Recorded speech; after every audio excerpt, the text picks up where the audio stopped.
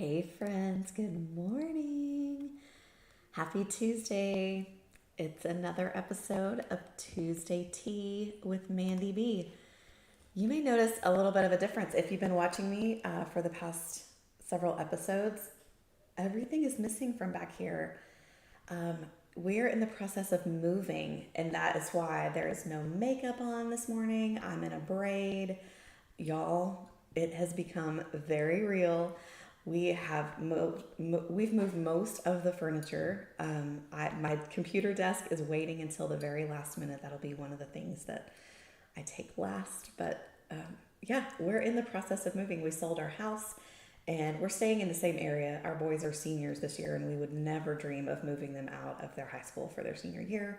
So we're just renting for this year, and we'll just figure out from there where we're going to go. But that's kind of the process. It sounds very echoey in here to me this morning, and so I'm sorry for that sound quality. Man, it's also like we moved furniture all day yesterday, and my body from head to toe is feeling it. My feet hurt, every joint in my body hurts. I'm not as young as I used to be when we have moved before. But I definitely wanted to come and be with you today and have our Tuesday tea episode together. I'm drinking French chocolate tea. That's my flavor this morning. And I want to talk about exercise today.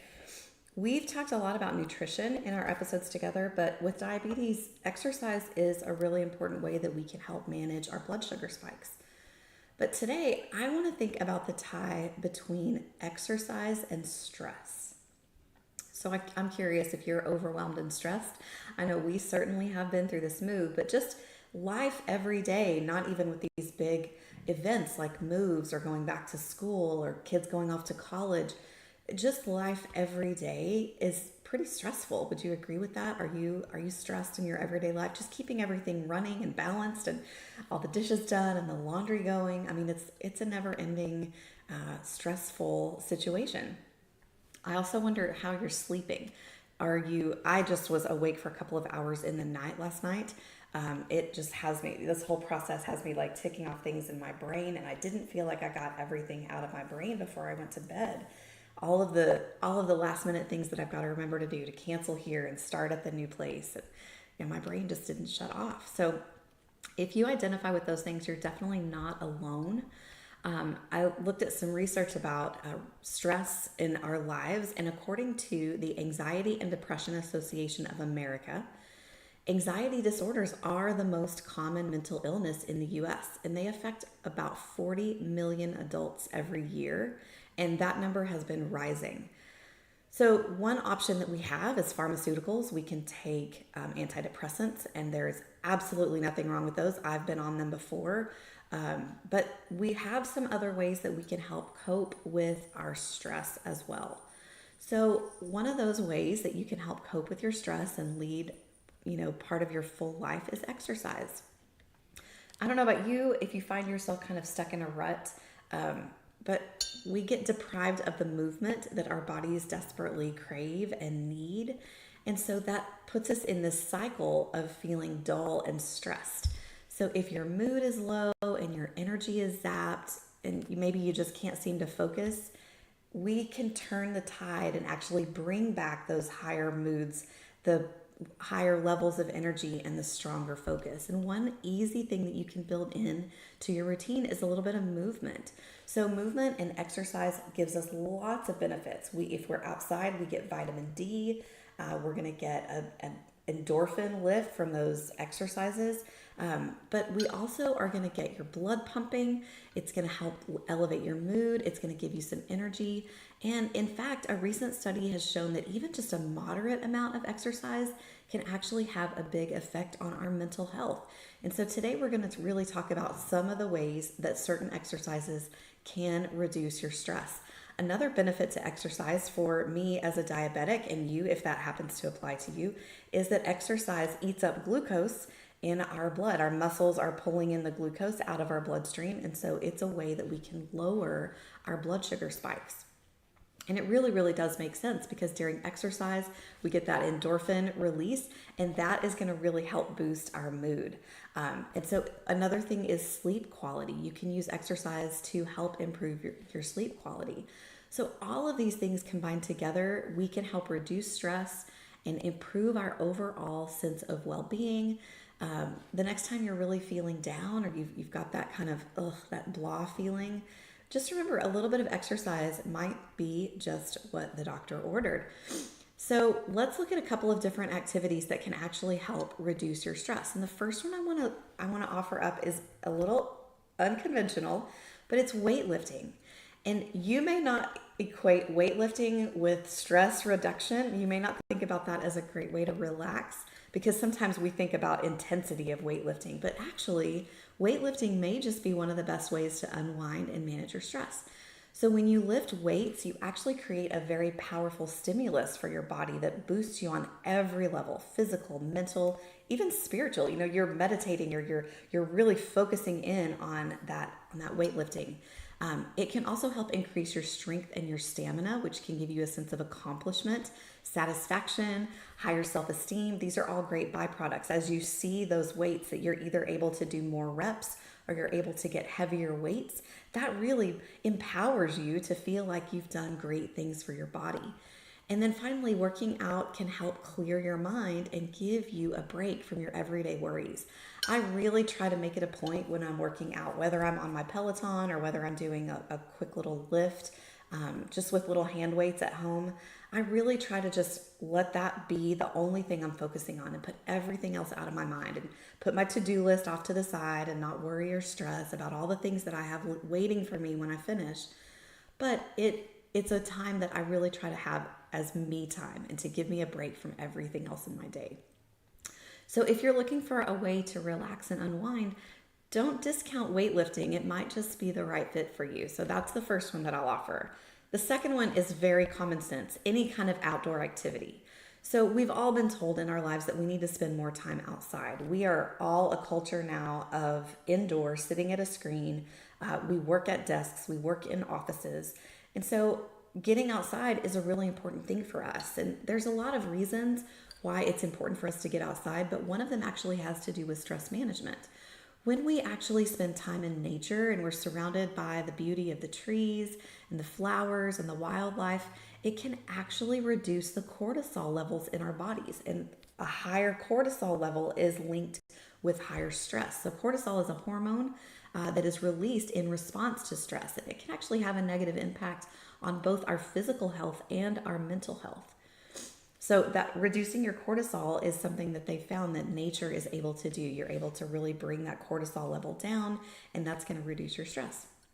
In addition, when we go outside during the daytime, we're getting exposure to the sun, and that can help increase our levels of serotonin, which is a chemical that really helps to promote the feelings of happiness and well-being. Serotonin is our happy chemical. It's a neurotransmitter in our brains, and it really is when you fall in love, you're full of serotonin. That's one of the things that is like firing on all cylinders when you're falling in love.